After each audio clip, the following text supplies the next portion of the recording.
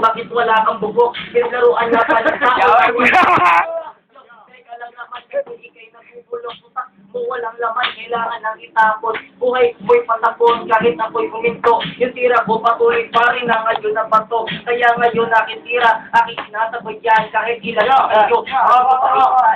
Ikaw ito, bugaw na ito. Bukod na laing kakayo. Ang talon, tanawa na gutaron. Simong bakos sa pinaputo, sige suot. Pero dirty. Oh, oy, gindi. Pero kita pamusta niya kay. Birthday. Ayo. Sige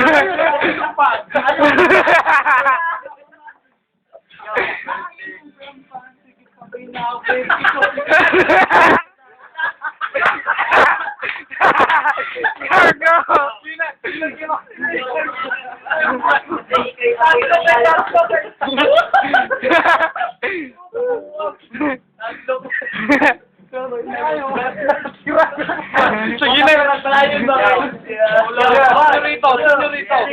Go! Pakinggan ang mga sinasabi ko ni Rico. Bagatik naman sa kanyang mukha. Hindi mo ba alam, siya ay ngayon natunda pa kami ang babagsak sa tent pa kami ang magkasulat. Pagka sa isura mo may pala, itignan mo ang itsura. Hindi mo lang ako matatalo, men wala ka na. Tingnan mo ang mukha ko.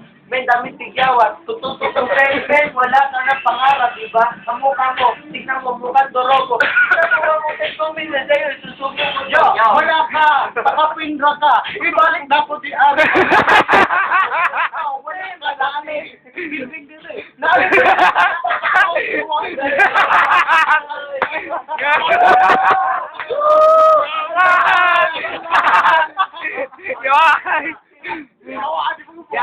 Hindi ka na tutubuan ng people sa face. Alam mo ba kung bakit? Kasi wala nang space. Napuno na, natagyawat kasi ikay mukhang ugat. Yung mo, amoy kanal kasi ikay nangungugat na para bang pare ko ugat sa aking noo. Pero sa'yo, ang burat mo kasing liit ng bato na hindi ko matansya, na para bang mantsa. Ako ang pare tumitira kahit walang panabla. Ang aking ibig sabihin habang tayo nagiinuman na wala na ng yelo. Ako ang tumitira pero sino susunod gusto patirahin siguro. Pogi lagi ka pero dagang ka o kurikong.